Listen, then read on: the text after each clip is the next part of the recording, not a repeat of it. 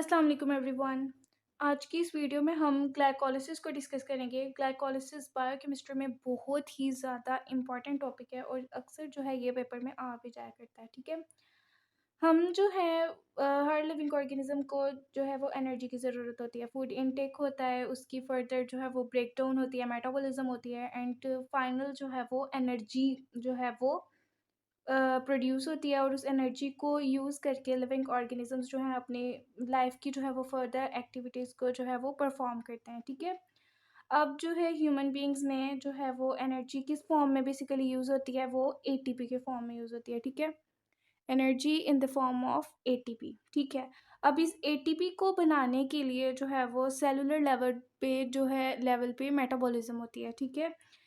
उस मेटाबॉलिज्म को हम जो है वो सेलुलर रेस्पायरेशन कहते हैं, ठीक है। और ये सारे ऑर्गेनिजम्स के अंदर हो रही होती है सेल्स के लेवल पे, ठीक है। सेल्स के लेवल पे जो है ये रेस्पिरेशन हो रही होती है, ठीक है। अब जो है जैसे आपने खाना खाया, ब्रेड ली एंड कार्बोहाइड्रेट्स है ना, वो ब्रेकडाउन हुई, इतनी ब्रेकडाउन हुई, इतनी ब्रेकडाउन हुई कि वो ग्लूकोज में जो फाइनल उनकी प्रोडक्ट है वो उसमें जो है वो कन्वर्ट हो जाती है। ये ग्लूकोज जब सेल्स के पास जाती है, इससे जो है वो एनर्जी की जनरेशन होती है in the form of ATP, ठीक है। तो ये जो पूरा का पूरा प्रोसेस है, इसके बहुत से स्टेप्स हैं, ठीक है। सबसे पहले जो है वो ग्लूकोज की क्या हुई, ग्लाइकोलिसिस हुई, फिर उसके बाद माइटोकॉन्ड्रिया में क्या हुआ, क्रेब्स साइकिल, इस तरह से फिर वो ईटीसी और ये सारा कुछ होता है, ठीक है। तो इस पूरे के पूरे प्रोसेस को जो हम क्या कहते हैं, एरोबिक रेस्पिरेशन कहते हैं, ठीक है। एरोबिक रेस्पिरेशन वो होती है, वो वाली रेस्पिरेशन जो कि उन सेल्स में हो रही होती है जिनमें जो है वो माइटोकॉन्ड्रिया होता है, ठीक है। अब जो ग्लाइकोलिसिस है, इसकी बड़ी ख़ास बात है कि ये एरोबिक रेस्पिरेशन में भी ये हो रही होती है और एनारोबिक रेस्पिरेशन में भी हो रही होती है, ठीक है। एरोबिक रेस्पिरेशन में जो है वो वाले सेल्स इन्वॉल्व होते हैं जिनके पास माइटोकॉन्ड्रिया है और एडिकेट अमाउंट में जो है वो ऑक्सीजन उनको अवेलेबल है। जैसे कि ह्यूमन बीइंग्स में जो सारे के सारे सेल्स, हमारे सेल्स के पास जो है माइटोकॉन्ड्रिया भी है एंड जो है वो हमारे पास जो है वो ऑक्सीजन की सप्लाई भी अच्छी खासी है, ठीक है। और एनारोबिक रेस्पिरेशन वो होती है उन ऑर्गेनिजम्स में बेसिकली हो रही होती है जिनके पास बेसिक आप ये याद रखें कि एनारोबिक उन ऑर्गेनिजम्स के पास हो रही होती है जिनके पास माइटोकॉन्ड्रिया मौजूद नहीं होता है। और अब अब ये जो ग्लाइकोलिसिस है, ये एरोबिक रेस्पिरेशन में भी हो रही होती है और एनारोबिक रेस्पिरेशन का में भी हो रही होती है। इसकी वजह ये है कि ग्लाइकोलिसिस जो है वो साइटोप्लाज्म में टेक प्लेस करती है, क्योंकि साइटोप्लाज्म तो ऑब्वियसली जो है वो हमारे सेल्स में भी मौजूद है, बैक्टीरिया के सेल में भी और साइटोप्लाज्म मौजूद है। सो ग्लाइकोलिसिस जो है वो सब में हो रही होती है, ठीक है। अब ग्लाइकोलिसिस में जो है वो बेसिकली होता क्या है, ऑक्सीडेशन होती है किसकी, ग्लूकोज की, ठीक है। ग्लूकोज की ऑक्सीडेशन होती है और जब ग्लूकोज की ऑक्सीडेशन होती है तो हमारे पास फाइनली जो है वो क्या हमारे पास इन स्टेप्स में हमें क्या मिलता है, एटीपी मिलता है, ठीक है। ग्लाइकोलिसिस में बेसिकली क्या होता है, एक ग्लूकोज का मॉलिक्यूल दो पायरुवेट के मॉलिक्यूल्स बना रहा होता है, ठीक है। एक ग्लूकोज का मॉलिक्यूल जो है वो दो पायरुवेट के मॉलिक्यूल्स बना रहा होता है, ठीक है। ग्लूकोज के पास कितने कार्बन एटम्स हैं, 6 कार्बन एटम्स हैं, ठीक है। अब मैं आप लोगों को ये इस तरह से नहीं बताने लगी कि ग्लूकोज का पूरा स्ट्रक्चर ड्रॉ करूँ, उसमें कितने OH हैं, H हैं या पायरुवेट का स्ट्रक्चर ड्रॉ करूँ, इसकी ज़रूरत हमें नहीं है। सिंपल आपने जो है वो क्या याद करना है कि आपने प्रोडक्ट्स याद करनी है, क्या-क्या बन रहा है, किस चीज़ से क्या बन रहा है और एंजाइम्स वगैरह याद करने हैं। सो रिएक्शन जो है वो किस तरह से फॉरवर्ड है या रिवर्सिबल है रिएक्शन, इरिवर्सिबल रिएक्शन है, इस तरह से आपने याद रखना है, ठीक है। बाकी पूरे स्ट्रक्चर ड्रॉ करना इस लेवल पे जो है वो नहीं ज़रूरत, ठीक है। सो 6 कार्बन एटम जो हैं वो किसके पास हैं, ग्लूकोज के पास। और पायरुवेट के एक मॉलिक्यूल के पास जो है वो कितने कार्बन एटम्स हैं, 3 कार्बन एटम्स, ठीक है। सो ग्लूकोज की जब ग्लाइकोलिसिस होती है, उसमें जो है वो क्या होता है, एक ग्लूकोज मॉलिक्यूल की जब ग्लाइकोलिसिस होती है तो हमारे पास 2 पायरुवेट के मॉलिक्यूल्स बनते हैं। एक पायरुवेट के मॉलिक्यूल के पास 3 कार्बन एटम्स, ठीक है। तो 2 पायरुवेट के मॉलिक्यूल्स के पास ऑब्वियसली कितने कार्बन एटम्स हुए, 6 कार्बन एटम्स टोटल मिला के। So this is the whole thing. अब मज़े की बात ये है कि ये ग्लूकोज़ डायरेक्टली जो है वो पायरुवेट में कन्वर्ट नहीं होता। पूरे के पूरे सीरीज़ ऑफ रिएक्शंस जो हैं वो टेक प्लेस करते हैं, तो ये पूरा का पूरा जो है वो प्रोसेस कंप्लीट होता है, ठीक है। अब इस ग्लाइकोलिसिस का मकसद क्या है जी, इसने जो है वो एनर्जी प्रोवाइड करनी है और ऐसे इंटरमीडिएट्स प्रोवाइड करने हैं जो कि फर्दर मेटाबॉलिक पाथवेज में इंपॉर्टेंट है, यूटिलाइज होते हैं, ठीक है। और अगर हम इसके पूरे के पूरे स्टेप्स की बात करें, सो दीज आर टोटल जो हैं 10 स्टेप्स हैं, ठीक है। ये टोटल 10 स्टेप्स हैं और 10 स्टेप्स इस में जो हैं कुछ रिवर्सिबल स्टेप्स हैं और कुछ जो हैं वो इरिवर्सिबल स्टेप्स हैं, ठीक है। मी एक्सप्लेन ऑल दिस, ठीक है। और बाकी हम जो है वो एनर्जी भी देख लेते हैं, ठीक है।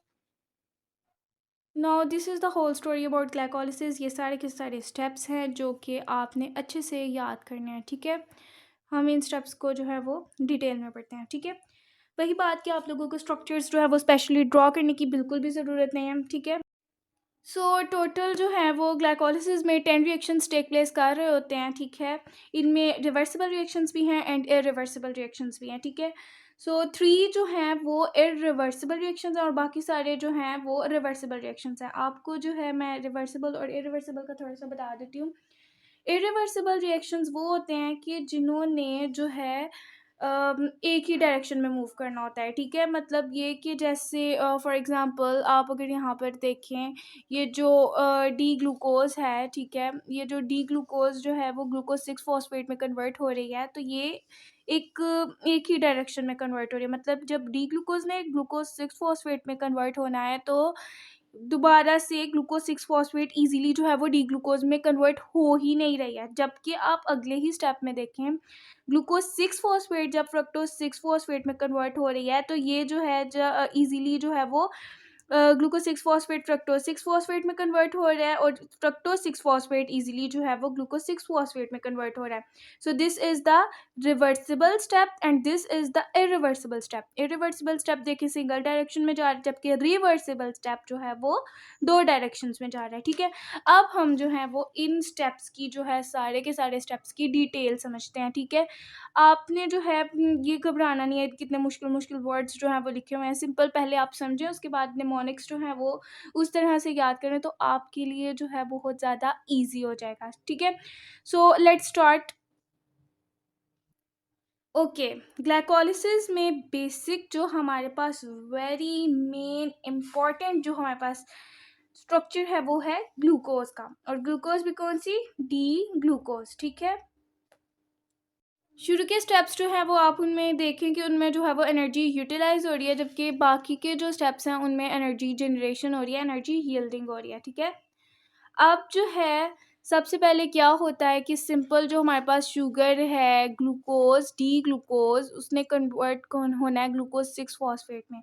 इस डी ग्लूकोज को एक फॉस्फेट का ग्रुप चाहिए और फिर ये बन जाएगी ग्लूकोज 6 फॉस्फेट, ठीक है। अब ये जो फॉस्फेट का ग्रुप है ये कहाँ से आ रहा है? एटीपी से, ठीक है। एटीपी ने अपना एक फॉस्फेट ग्रुप दिया और ये बन गया एडीपी, एडिनोसिन डाइफॉस्फेट, ठीक है। जब इस ट्राइफॉस्फेट ने अपना एक फॉस्फेट दिया तो ये एडिनोसिन डाइफॉस्फेट बन गया और ग्लूकोज बन गया ग्लूकोज 6 फॉस्फेट में, which is the aldose sugar. Aldose sugar वो होती है जिसके पास जो है वो एल्डिहाइड ग्रुप होता है और कीटोज शुगर वो होती है जिसके पास जो है वो कीटोन ग्रुप होता है, ठीक है। अब जो है डी ग्लूकोज को ग्लूकोज 6 फॉस्फेट में कन्वर्ट करने के लिए 2 एंजाइम्स यूटिलाइज हो रहे हैं। These are hexokinase and glucokinase, ठीक है। ये 2 एंजाइम्स यूटिलाइज होंगे। एंजाइम्स के नेम आपने अच्छे से याद कर लेने हैं, ठीक है। और ये जो है वो इरिवर्सिबल फर्स्ट इरिवर्सिबल स्टेप है and the very important step. जब हम रेगुलेशन इसकी पढ़ेंगे तो तब मैं आपको इसकी जो है वो बताऊंगी कि ये why this is so important, ठीक है। ग्लूकोज 6 फॉस्फेट अब फ्रक्टोज 6 फॉस्फेट में कन्वर्ट हो रहा है, ठीक है। अब ये दोनों जो हैं वो आइसोमर्स हैं, ठीक है। आइसोमर्स जो हैं वो इंटर कन्वर्टेबल हो रहे हैं, ठीक है। फॉस्फोग्लूकोज आइसोमरेज यूटिलाइज हो रहा है और उसने जो है वो आइसोमरेज ने क्या किया है, ग्लूकोज 6 फॉस्फेट को फ्रक्टोज 6 फॉस्फेट में कन्वर्ट कर दिया।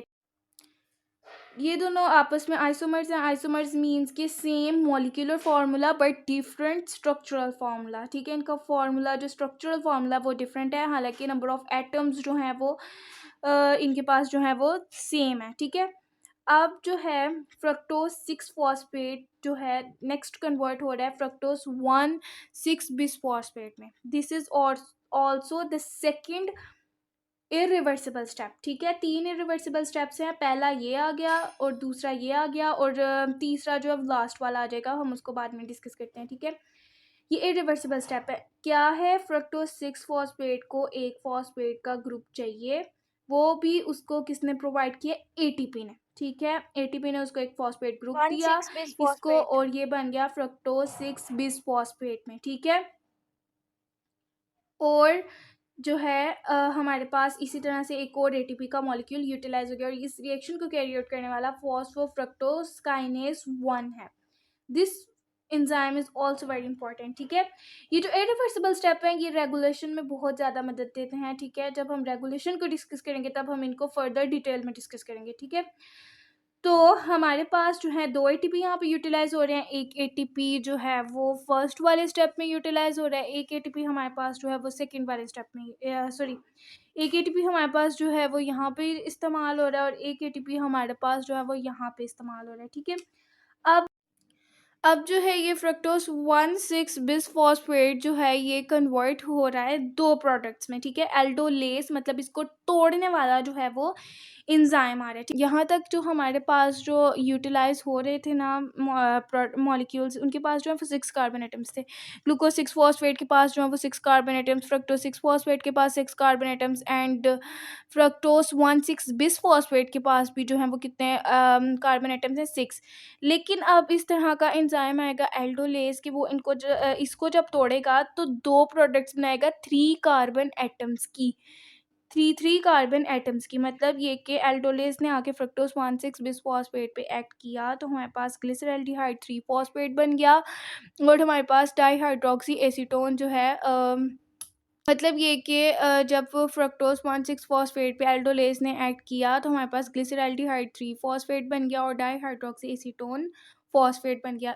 इसके पास भी 3 कार्बन एटम्स है ग्लिसरल्डिहाइड 3 फॉस्फेट के पास और डाईहाइड्रोक्सी एसीटोन फॉस्फेट के पास भी 3 कार्बन एटम्स हैं। ठीक है, और ये दोनों जो है वो एक दूसरे के आइसोमर्स हैं, मतलब ये इसमें कन्वर्ट हो रहा है और वो इसमें कन्वर्ट हो रहा है। ठीक है, और जो एंजाइम इनको कन्वर्ट कर रहा है आइसोमरेसिस में वो है ट्रायोज फॉस्फेट आइसोमेरेस। ठीक है, ये हमारे पास जो है वो इस तरह से जो है वो 6 कार्बन एटम से फ्रक्टोज की 6 कार्बन एटम से 3 कार्बन एटम्स की 2 प्रोडक्ट्स बन रही हैं। ठीक है, फ्रक्टोज 1,6-बिस फॉस्फेट मतलब ये कि इसके पास 2 फॉस्फेट के जो हैं वो ग्रुप्स हैं, एक कार्बन नंबर 1 पे और एक कार्बन नंबर 6 पे। ठीक है, लेकिन जब इसकी एल्डोलेस ने ब्रेकडाउन की तो एक फॉस्फेट ग्रुप जो है वो ग्लिसरल्डिहाइड के पास आ जाता है, ग्लिसरल्डिहाइड 3 फॉस्फेट, और एक फॉस्फेट ग्रुप जो है वो डाईहाइड्रोक्सी एसीटोन के पास आ जाता है विच इज जो कि बन जाता है डाईहाइड्रोक्सी एसीटोन फॉस्फेट। ठीक है, अब जो है ये एक फॉस्फेट है ग्लिसरल्डिहाइड 3 फॉस्फेट के पास, इसको जो है एक और फॉस्फेट का ग्रुप चाहिए। ठीक है, ये जो फॉस्फेट का ग्रुप है इनऑर्गेनिक फॉस्फेट जो कि साइटोप्लाज्म में मौजूद होता है, वो इनऑर्गेनिक फॉस्फेट यहाँ पे से प्रोवाइड करता है और ये बन जाता है one three bisphosphoglycerate and the reaction is carried out by glyceraldehyde three three phosphate dehydrogenase. Dehydrogenase का मतलब ये है कि ऑक्सीडेशन करा रहा है। ठीक है, ऑक्सीडेशन जब ये इसकी इसमें करा रहा है तो एक जो है वो हाइड ऑक्सीडेशन जब इसकी ये करा रहा है तो एक NAD पॉजिटिव कन्वर्ट हो रहा है NADH प्लस H पॉजिटिव में। NADH भी क्या है हमारे पास, एनर्जी का मॉलिक्यूल। ठीक है, सो यहाँ पे आपने ये ध्यान में रखना है और ज़हन में रखना है कि यहाँ पे एटीपी यूज़ नहीं हो रहा, इनऑर्गेनिक फॉस्फेट यूज़ हो रहा है। ठीक है, एटीपी जो है वो पहले जो हमने 2 डिस्कस कर लिया स्टेप्स, सिर्फ और सिर्फ वहाँ पे वो 2 एटीपीज यूज़ हो रहे हैं। उसके बाद एटीपीज बाद में जो है वो साइकिल में यूटिलाइज नहीं हो रहा है बल्कि अब एटीपी जनरेट होना है। ठीक है, अब जो है 1,3-बिस-फॉस्फोग्लिसरेट, ठीक है, इसके पास 2 फॉस्फेट के ग्रुप्स आए, एक कार्बन नंबर 1 पे और एक कार्बन नंबर 3 पे।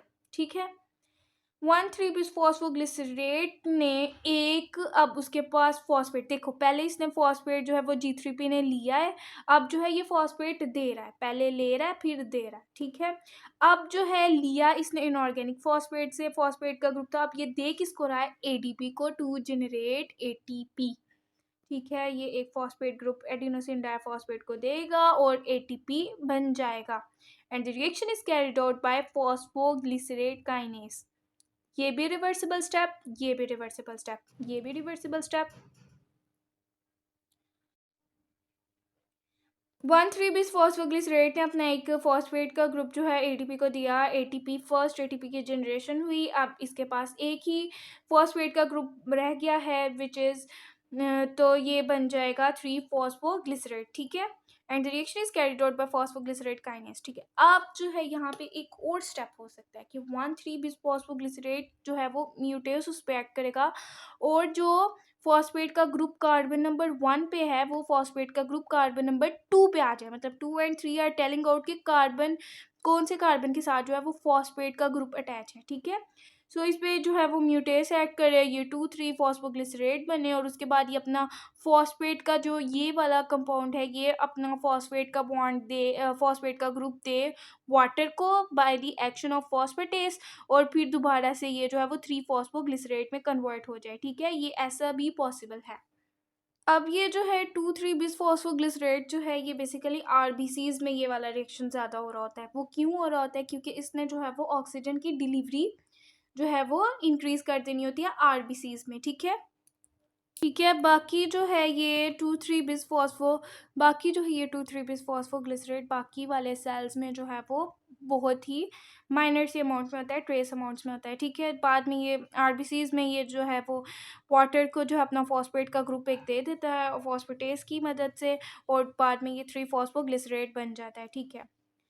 अब ये जो है इस स्टेप्स में, इन सारे स्टेप्स में जो है बेसिकली ऑक्सीडेशन हो रही है, ठीक है। सारे जो मॉलिक्यूल्स हैं उनकी जो क्या हो रही है, ऑक्सीडेशन हो रही है। 3 फॉस्फोग्लिसरेट उसके बाद जो है वो 2 फॉस्फोग्लिसरेट में कन्वर्ट हो रहा है। Now we are coming to end, ठीक है। जो सारा हमने जो सारी गेम है ना वो अब एंड पे आ रही है, ठीक है।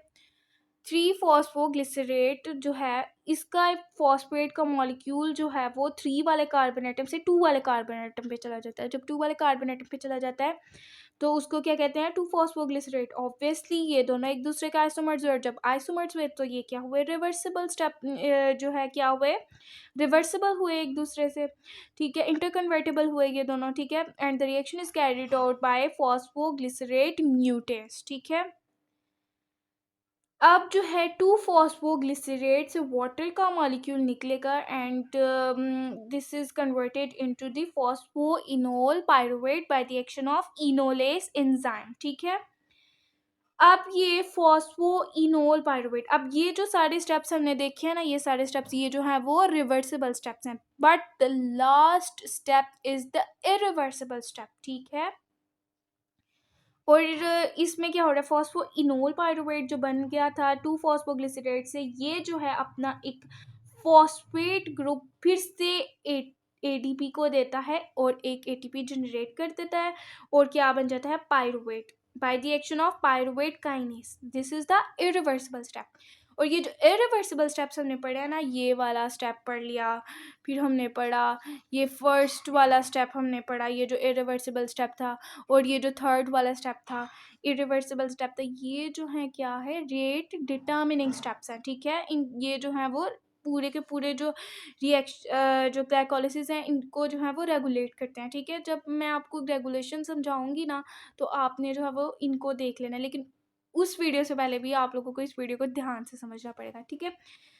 और चलो मैं आप लोगों को अब इसकी जो है वो निमोनिक्स बता लेती हूँ, जिंगल भी आप इसे कह सकते हैं। So good girlfriend, fill glass daily by 3 pack 2 pack and play ping pong, ठीक है। आप जो आपने इसके फर्स्ट लेटर को उठाते जाना है एंड जो है वो अपनी पूरी जो है वो रिएक्शंस जो है वो उनको कंप्लीट करते जाना है। Good girlfriend, good means glucose and girl glucose 6 phosphate, friend fructose 6 phosphate. तो इस तरह करते करते आप लोगों ने सारा जो है वो देख लेना है, ठीक है। अपनी जो है वो रिएक्शन को कंप्लीट कर लेना, ठीक है। Good girlfriend fill glass daily by 3 pack two pack and play ping pong. ठीक है, इसको आप अच्छे से याद कर लें। ओके, और ये तो अब लाइन ना आपको भी बोल सकती है, सिंपल सी लाइन है। ठीक है,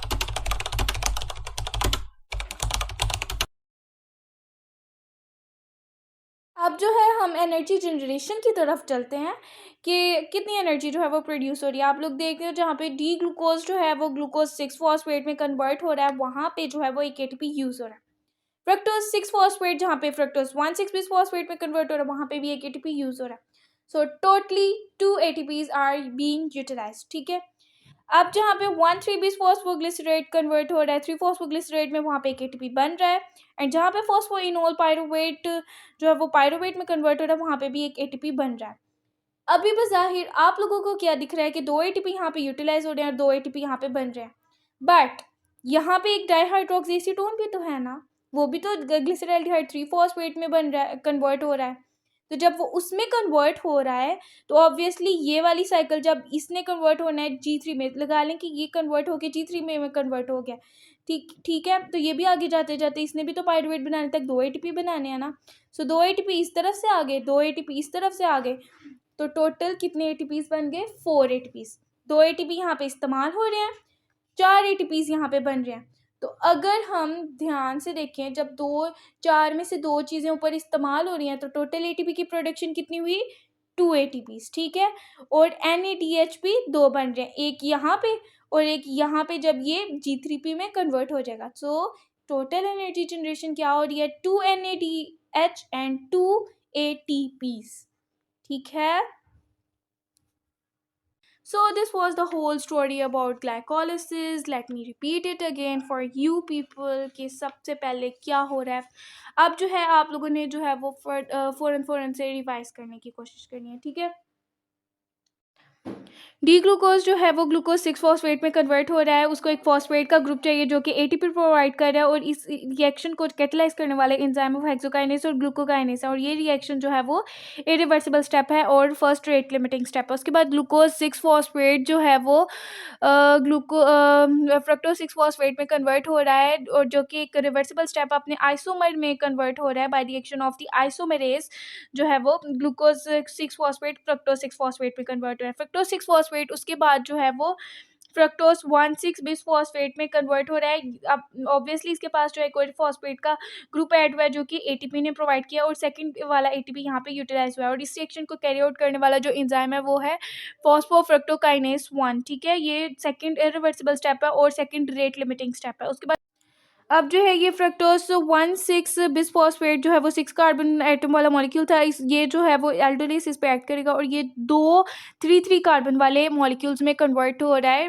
टूट रहा है। ठीक है, ग्लिसरैल्डिहाइड 3 फॉस्फेट एंड डाइहाइड्रोक्सीएसीटोन फॉस्फेट। ठीक है, बाय रिएक्शन ऑफ द एल्डोलिस, और ये दोनों भी आपस में इंटर कन्वर्टेबल है by reaction of the triose phosphate isomerase.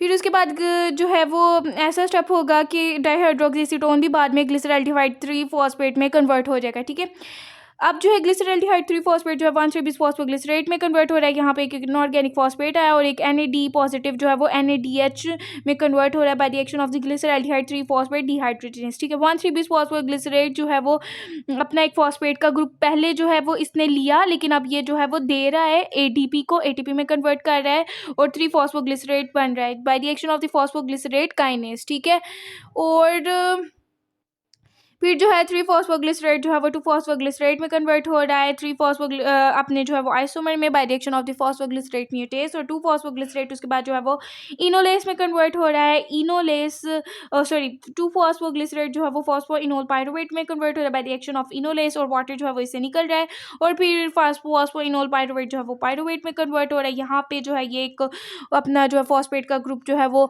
जो है ATP को दे रहा है, और सेकंड जो है वो ATP का मॉलिक्यूल जनरेट हो रहा है। सो इस तरह से जो है वो ये टोटल जो है वो सारा का सारा ग्लाइकोलिसिस जो है वो कंप्लीट हो रही है।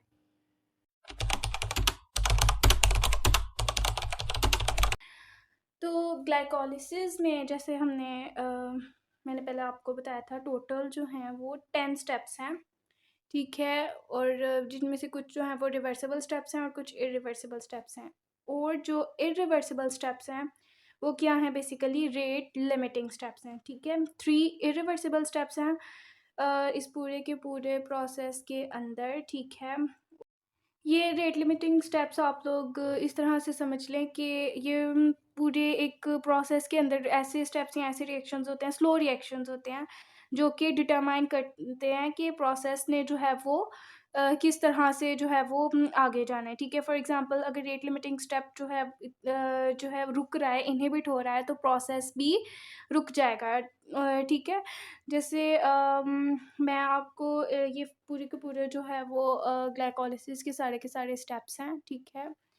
इनमें से 3 जो हैं वो इरिवर्सिबल स्टेप्स हैं। जब first one is when D-glucose जो है कन्वर्ट हो रही है ग्लूकोज़ 6 फॉस्फेट के अंदर, ये पहला रेट लिमिटिंग स्टेप है, फर्स्ट इरिवर्सिबल स्टेप है। दूसरा जब फ्रक्टोज़ 6 फॉस्फेट कन्वर्ट हो रही है फ्रक्टोज़ 1,6 बिसफॉस्फेट में, ये दूसरा रेट लिमिटिंग स्टेप है। एंड तीसरा जो रेट लिमिटिंग स्टेप है, जो लास्ट वाला स्टेप है, वो ये है जिसमें फॉस्फोइनोल पाइरूवेट कन्वर्ट हो रहा है पाइरूवेट में, ठीक है? सो टोटल इस स्टेप के अंदर जो है वो 3 जो स्टेप्स हैं जो है ग्लाइकोलिसिस में टोटल 3 स्टेप्स हैं जो कि रेट को डिटरमाइन जो कि रेट लिमिटिंग स्टेप्स हैं और ग्लाइकोलिसिस को जो है वो रेगुलेट कर रहे होते हैं। ग्लाइकोलिसिस के स्टेप की रेगुलेशन में इन्वॉल्व होते हैं, ठीक है? तो इन स्टेप्स को जो है वो मद्देनज़र आपने रखना है। ये वाले स्टेप्स जो हैं वो बहुत ज़्यादा ज़रूरी स्टेप्स हैं, ठीक है? इनके एंजाइम्स के नेम्स आपको अच्छे तरीके से याद हो जाने चाहिए, ठीक है? अब इनकी ये तो ओवरऑल ओवरव्यू था। अब हाँ, जो है हम इनकी सिंगल स्टेप की जो है वो डिटेल की तरफ चलते हैं। जैसे हम पहले रेट लिमिटिंग स्टेप को देख लेते हैं जिसमें ग्लूकोज़ कन्वर्ट हो रही है ग्लूकोज़ 6 फॉस्फेट के अंदर मीन्स कि ग्लूकोज़ की जो है वो फॉस्फोराइलेशन हो रही है, इसके साथ एक फॉस्फेट का ग्रुप आके अटैच हो रहा है, ठीक है? अब अगर ये रिएक्शन यहीं पे रुक जाता है मीन्स कि glucose is not being converting into glucose 6 phosphate, तो आगे से ऑब्वियसली बाकी सारे स्टेप्स भी नहीं होंगे। क्रॉस, अगर ये वाला स्टेप नहीं हो रहा तो बाकी सारे क्रॉस, ठीक है? सो इस स्टेप को रेगुलेट करने के लिए फर्दर जो है वो इसके इंजाइम्स इन्वॉल्व होते हैं, ठीक है? मतलब ये कि अगर इंजाइम ही इनएक्टिव है, जो इस रिएक्शन को कैटेलाइज कर रहा है इंजाइम वही इनएक्टिव है, तो how can be converted into this one, ठीक है? और ये जो हेक्सोकाइनेस है और ग्लूकोकाइनेस है इनकी जो है वो एक्टिविटी या इनएक्टिविटी को हम देखते हैं, ठीक है? हेक्सोकाइनेस, दिस एंजाइम अगर ग्लूकोज 6 फॉस्फेट बहुत ज़्यादा हो जाता है, ठीक है? बहुत ही ज़्यादा हो गया है, तो ऑब्वियसली इस मॉलिक्यूल ने कहना है कि बस अब तुम हेक्सोकाइनेस बस करो और ज़्यादा जो है वो कन्वेयर ना करो, ठीक है? अगर ये ग्लूकोज 6 फॉस्फेट ज़्यादा हो जाता है तो वो क्या करेगा, हेक्सोकाइनेस को इनहिबिट करेगा, ठीक है? जो कि इसकी प्रोडक्ट है इस एंजाइम की जो डी ग्लूकोज को कन्वर्ट कर रहा है ग्लूकोज 6 फॉस्फेट में, ठीक है? और जो है जैसे कि अगर हम एग्ज़ाम्पल ले लेते हैं, आपके पास ब्रेड है और आपने बहुत ज़्यादा सैंडविचेस बनाने हैं, ठीक है? उसमें पैटीज़ या चीज़ वग़ैरह डाल के, ठीक है? अब जो है आप जो है वो सैंडविच बनाते जा रहे हो, बनाते जा रहे हो, बनाते जा रहे हो इतने ज़्यादा सैंडविचेस, एंड पे आके वो सैंडविचेस इतने ज़्यादा बने हुए खुद आपसे कह रहे होंगे कि बस अब बस करो, इतने इनफ है। इसी तरह जब ये ग्लूकोज़ 6 फॉस्फेट भी काफ़ी ज़्यादा हो जाता है, तो वो भी कहता है हेक्सोकाइनेस की को बस करो, इनफ इज़ इनफ, अब तुम इनएक्टिवेट हो जाओ, ठीक है? तो इस तरह से ये जो है वो हो रहा है। बट द जो दूसरा एंजाइम है ग्लूकोकाइनेस, इसने डायरेक्टली ग्लूकोज 6 फॉस्फेट से इनहिबिट नहीं होना है, ठीक है? This is very important point कि ग्लूकोज 6 फॉस्फेट ने जो है ग्लूकोकाइनेस को इनएक्टिवेट नहीं करना। ऑन दी अदर हैंड इस ग्लूकोकाइनेस ने इनएक्टिवेट होना है फ्रक्टोज 6 फॉस्फेट से। मतलब ये कि ग्लूकोकाइनेस को कोई फ़र्क नहीं पड़ता, ग्लूकोज 6 फॉस्फेट ज़्यादा हो रहा है, कम हो रहा है या जिस तरह से भी है, इसको फ़र्क पड़ना है ग्लूकोकाइनेस को फ्रक्टोज 6 फॉस्फेट से। अगर फ्रक्टोज 6 फॉस्फेट जो है बहुत ज़्यादा हो गया है, तो इसने क्या करना है, इनहिबिट कर देना है ग्लूकोकाइनेस को, ठीक है? अब आपने ये तो देख लिया इन एंजाइम्स को जो है वो इस वाले रेट लिमिटिंग स्टेप को जो है वो इस रेट लिमिटिंग स्टेप ने किस तरह से जो है वो नहीं होना या होना है या एंजाइम्स किस तरह से इन्वॉल्व है, ये आपको समझ आ गई, ठीक है? अब जो है लगा लें कि बॉडी के अंदर जो है वो फ्रक्टोज 6 फॉस्फेट ज़्यादा हो गया, कि जो असर कर रहा था किसके ऊपर, ग्लूकोकाइनेज के ऊपर। ग्लूकोज फ्रक्टोज 6 फॉस्फेट जो कि असर कर रहा था ग्लूकोकाइनेज के ऊपर, अब ये फ्रक्टोज 6 फॉस्फेट बहुत ज़्यादा हो गया है, तो क्या होगा कि ग्लूकोकाइनेज इनएक्टिवेट हो जाएगा। ग्लूकोकाइनेज जो है बहुत ही ज़्यादा चालाक एंजाइम है। ये जो ग्लूकोकाइनेज है ये डायरेक्टली जो है वो इनएक्टिवेट नहीं होगा। क्या होगा कि ग्लूकोकाइनेज जो है बाइंड होगा GKRP के साथ।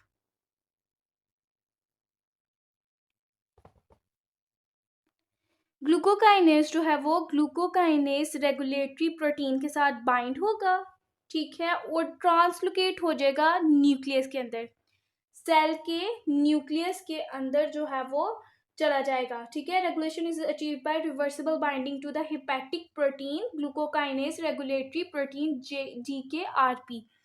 ये प्रोटीन जो है बेसिकली लिवर के सेल्स के अंदर होता है, ठीक है। इस प्रोटीन के साथ ये ग्लूकोकाइनेज बाइंड होगा, ठीक है, और ट्रांसलोकेट हो जाएगा न्यूक्लियस के अंदर, और जब ये न्यूक्लियस के अंदर जाएगा तो ये ग्लूकोकाइनेज जो है वहाँ पे जाके इनएक्टिवेट हो जाएगा, और जब ये इनएक्टिवेट हो जाएगा तो obviously D glucose is not being converting into glucose 6 phosphate, और इस तरह से ये स्टेप भी नहीं होगा, ठीक है।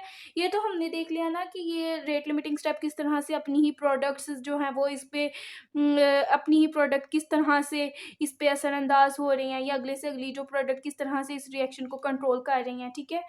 और अब जो है ये तो हमने इनहिबिशन वाली चीज़ें देख ली, लेकिन इस रिएक्शन ने कौन से ऐसे हालात होंगे जो जिन्होंने इस रिएक्शन को प्रमोट करना है, जिन्होंने कहना है कि ये रिएक्शन हो, डी ग्लूकोज 6 फॉस्फेट में कन्वर्ट हो। ऑब्वियसली जब ग्लूकोज बॉडी के अंदर बहुत ज़्यादा होगा, जब आप वेल फेड स्टेट में होंगे, आपने बहुत ज़्यादा खाया पिया होगा, तब क्या होगा कि ये दोनों एंजाइम्स भी एक्टिवेट हो जाएंगे और डी ग्लूकोज जो है ग्लूकोज 6 फॉस्फेट में कन्वर्ट होता जाएगा। Okay, so first rate limiting step को हमने यहाँ पे कर लिया डिस्कस। अब जो है हम सेकेंड रेट लिमिटिंग स्टेप की तरफ आ जाते हैं, जो कि वेरी वेरी इंपॉर्टेंट है, ठीक है। जिसमें क्या हो रहा है कि फ्रक्टोज 6 फॉस्फेट कन्वर्ट हो रहा है फ्रक्टोज 1,6 बिसफॉस्फेट के अंदर, ठीक है। मतलब ये कि फ्रक्टोज 6 फॉस्फेट के साथ एक और फॉस्फेट का ग्रुप आके अटैच हो रहा है और फ्रक्टोज 1,6 बिसफॉस्फेट बन रहा है। इसमें जो एंजाइम इन्वॉल्व है वो है फॉस्फोफ्रक्टोकाइनेज 1। इसको हम ये भी कहते हैं PFK1। ये बहुत ही ज़्यादा इम्पॉर्टेंट स्टेप है, ठीक है। मोस्ट इम्पॉर्टेंट कंट्रोल पॉइंट है, मतलब ग्लाइकोलिसिस के पूरे स्टेप में जो प्रोसेस है ग्लाइकोलिसिस का, उसमें ये वाला स्टेप बहुत ही ज़्यादा इम्पॉर्टेंट है, ठीक है। ये भी इरिवर्सिबल रिएक्शन है, सिंगल डायरेक्शन में जा रहा है, ठीक है। ये आगे जाएगा, आगे बढ़ेगा तो आगे वाले स्टेप्स होंगे, लेकिन अगर यही क्रॉस, तो मतलब सारे वाले रिएक्शंस क्रॉस, ठीक है। इस वाले स्टेप को आप रेगुलेट कौन कौन सी चीज़ें कर रही हैं, एक एटीपी है, एक सिट्रेट है, ठीक है, एएमपी है और फ्रक्टोज 2,6 बिसफॉस्फेट है। अब हम करते हैं इनकी डिटेल को डिस्कस। क्या होता है एटीपी, आपको पता है कि ये एनर्जी रिच मॉलिक्यूल है, और सिट्रेट जो है ये इसका क्रेब्स साइकिल में बहुत ही ज़्यादा इम्पॉर्टेंट रोल है, ठीक है। मैं आपको बताती हूँ इम्पॉर्टेंट जो है वो इंटरमीडिएट है जो कि क्रेब्स साइकिल में मैं आपको दिखाती हूँ। ये देखें सिट्रेट जो है यहाँ पे क्रेब्स साइकिल में ये इम्पोर्टेंट जो है वो एक इंटरमीडिएट है। जब एसिटाइल CoA और ऑक्सैलो एसीटेट का जो है वो रिएक्शन होता है, ठीक है, और तो सिट्रेट बनता है। ये सिट्रेट जो है वो क्रेब्स साइकिल में जो है बनने वाला एक इम्पॉर्टेंट मॉलिक्यूल है, जो कि फर्दर जो है वो इसकी कन्वेयंस होती हैं, ठीक है। अब जो है क्रेब्स साइकिल, हाँ, क्रेब्स साइकिल जो है वो ग्लाइकोलिसिस के बाद माइटोकॉन्ड्रिया के अंदर होने वाला एक इम्पॉर्टेंट जो है वो इम्पॉर्टेंट जो है वो प्रोसेस है, और जो कि ग्लाइकोलिसिस के बाद होता है, ठीक है। अब आपको समझ आ गई कि व्हाट इज सिट्रेट, ठीक है। ओके, नाउ एटीपी की समझ आ गई, सिट्रेट की समझ आ गई। एएमपी, एटीपी जब अपने 2 फॉस्फेट के मॉलिक्यूल्स लूज कर देता है तो क्या होता है, एएमपी बन जाता है, ठीक है। एंड अब हम डिस्कस करते हैं कि व्हाट इज फ्रक्टोज 2,6 बिसफॉस्फेट भी जो है ये इम्पोर्टेंट मॉलिक्यूल है जो कि बनाता है कौन, PFK2। ठीक है, इसको जब हम इसकी डिटेल पढ़ेंगे ना तब मैं इसको आपकी सारी जो है वो अच्छे से समझा दूंगी।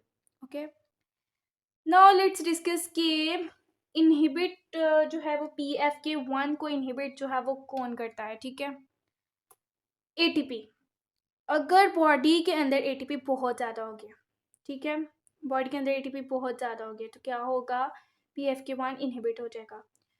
ATP, जाहिर सी बात है ग्लाइकोलिसिस का मेन मकसद तो ये ना एनर्जी जनरेशन। जब एनर्जी ही बहुत ज़्यादा बन रही है तो उसने कहना नेगेटिव इफेक्ट देना है, उसने इनहिबिट करना है, उसने कहना बस कर दो, इनफ इज़ इनफ अब।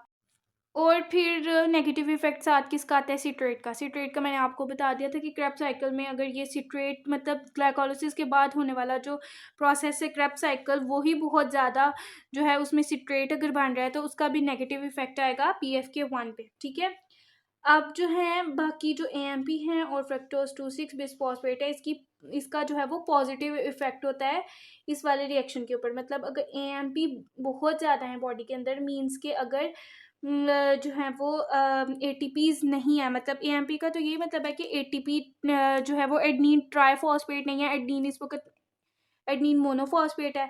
तो एडनीन मोनोफॉस्फेट ने कहना है कि ATP बनाओ, एडनीन ट्राइफॉस्फेट बनाओ, तो इसका पॉजिटिव इफेक्ट होगा PFK1 के ऊपर और कहेगा कि आगे रिएक्शन जो है ये फर्दर होता जाए ताकि ग्लाइकोलिसिस से जो है ATP की जनरेशन हो जाए। ठीक है, उसके अलावा फ्रक्टोज 2,6 बिसफॉस्फेट, ये बहुत ही ज़्यादा इम्पॉर्टेंट जो है मॉलिक्यूल है, मोस्ट इम्पॉर्टेंट एक्टिवेटर है PFK1 का, जो कि बनता है किससे, PFK2 से। ठीक है, ये जो है बेसिकली हमारे लिवर सेल्स के अंदर होता है। ठीक है, अब अगर बॉडी जो है वेल फेड स्टेट में है, मतलब बॉडी ने अच्छी खासी ग्लूकोज जो है वो ली हुई है, अच्छा से कार्बोहाइड्रेट्स लिए हुए हैं या फूड लिया हुआ है जो कि ब्रेक हो के ग्लूकोज में कन्वर्ट हो रहे हैं, तो क्या होगा कि बॉडी के अंदर जो है वो ग्लूकागॉन कम हो जाएगा और इंसुलिन ज़्यादा हो जाएगा। इंसुलिन का ये मकसद है ना कि ग्लूकोज के लेवल को कम करे। तो जब ग्लूकागॉन कम होगा, इंसुलिन ज़्यादा हो जाएगा, तो उसका नतीजा इंसुलिन ज़्यादा होने के नतीजे में, इस सब के नतीजे में क्या होगा, फ्रक्टोज 2,6 बिसफॉस्फेट बॉडी जो लिवर में है ज़्यादा हो जाएगा। और जब ये ज़्यादा हो जाएगा जो कि एक्टिवेटर है इस एंजाइम का PFK1 का, तो क्या होगा, ये वाला रिएक्शन फॉरवर्ड को मूव करेगा और क्या होगा, फ्रक्टोज 6 फॉस्फेट जो है फ्रक्टोज 1,6 बिसफॉस्फेट में कन्वर्ट हो जाएगा।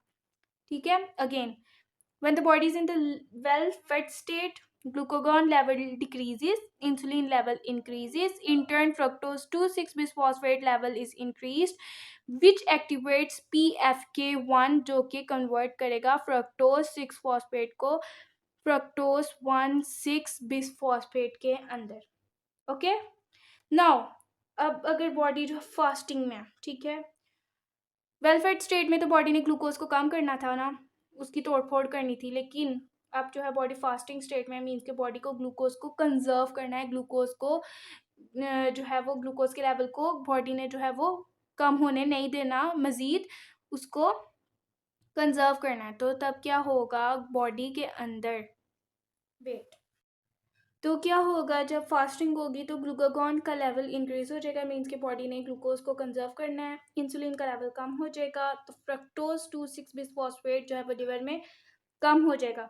जब फिर इस PFK1 इनएक्टिवेट हो जाएगा, PFK1 को, इस एंजाइम को PFK1 को एक्टिवेट करने वाली चीज़ फ्रक्टोज 2,6 बिसफॉस्फेट ही कम हो जाएगी, तो ये भी कम हो जाएगा और ये जो कन्वेयन है फ्रक्टोज 6 फॉस्फेट की फ्रक्टोज 1,6 बिसफॉस्फेट में, ये भी कम हो जाएगी। ठीक है, so this was the second rate limiting step. Now let's discuss about the last and the third and the last rate limiting step, which is phosphoenol pyruvate की कन्वेयन हो रही है पायरुवेट के अंदर बाय पायरुवेट काइनेस। ठीक है, positive effect क्या होगा इस पे, कौन सी चीज़ का पॉजिटिव इफेक्ट होगा, फ्रक्टोज 1,6 बिसफॉस्फेट, जो कि फ्रक्टोज 1,6 बिसफॉस्फेट जो कि प्रोडक्ट थी किसकी, फ्रक्टोज 1,6 बिसफॉस्फेट प्रोडक्ट थी किसकी, PFK1 की। ठीक है, ये जब ज़्यादा हो जाएगा ना फ्रक्टोज 1,6 बिसफॉस्फेट, ऑब्वियसली जब ऊपर से चीज़ें ही ज़्यादा आ रही हैं तो क्या होगा, इस मॉलिक्यूल का पॉजिटिव इफेक्ट होगा पायरुवेट काइनेज पे। पायरुवेट काइनेज पे क्या होगा, इसका पॉजिटिव इफेक्ट होगा। जब ये ज़्यादा, ठीक है, तब इस पे क्या होगा, पॉजिटिव इफेक्ट। ठीक है, इसको जो है वो पी के कहते हैं। ठीक है, सो पी एफ के 1 एंड पी के, और दोनों क्या है, kinases. This is phosphofructose phosphofructokinase 1 and this is pyruvate kinase. Okay, अब जो है इसको जो है वो फीड फॉरवर्ड, वेट, अब जो है इसको जो है फीड फॉरवर्ड कहते हैं बिकॉज दो जो काइनेस जो है ना वो इंटरलिंक कर रहे हैं, वो लिंक कर रहे हैं एक दूसरे के साथ। किस तरह से, कि जब इस पी एफ के 1 की प्रोडक्ट ज़्यादा हुई, फ्रक्टोज 1,6 बिसफॉस्फेट, तो उसने इस पी के को एक्टिवेट कर दिया। ठीक है, और फिर ऑब्वियसली पी के को एक्टिवेट किया तो इसकी भी प्रोडक्ट बन गई पायरुवेट। ठीक है, so this is the whole story. अब जो है एक इम्पॉर्टेंट पॉइंट हम डिस्कस करते हैं। अब जो है अगर पायरुवेट काइनेज की फॉस्फोराइलेशन हो जाती है ना तो ये जो है वो इनएक्टिवेट हो जाता है। और इसकी फॉस्फोराइलेशन कब होगी, जब बॉडी जो है वो फास्टिंग स्टेट में होगी या बॉडी के अंदर ग्लूकोज का लेवल कम होगा, तो तब क्या होगा कि इसकी फॉस्फोराइलेशन हो जाएगी। और इसकी फॉस्फोराइलेशन किस तरह से हो रही है कि जो इस बॉक्स के ऊपर जो है वो आपने गौर करना है। ठीक है, क्या होगा कि साइक्लिक एएमपी की मौजूदगी में एक्टिव प्रोटीन काइनेज ये जो है फॉस्फोराइलेशन करा देगा पायरुवेट काइनेज एंजाइम की, और इसको जो है वो इनएक्टिवेट कर देगा। और ये सारा प्रोसेस जो है बेसिकली इनएक्टिवेशन का लिवर में हो रहा है। ठीक है, लिवर में हो रहा है। ओके, तो क्या होगा कि फॉस्फोइनोल पायरुवेट जो है वो कन्वर्ट नहीं होगा पायरुवेट के अंदर, तो ये इस तरह से जो है वो इसकी इनहिबिशन हो जाएगी। So this was the whole story about regulation of glycolysis। ठीक है, अगर आपको अच्छे से समझ आ गई हो तो इस वीडियो को लाइक करें, शेयर करें, और अच्छा सा इस पे कमेंट भी करें, और मेडिकल मेडिकोस को सब्सक्राइब करें, डू सब्सक्राइब। ओके, और अच्छे अच्छे सजेशंस भी दें अगर आपको कौन से टॉपिक पे वीडियो चाहिए। ठीक है, बाय बाय, टेक केयर, अल्लाह हाफिज़।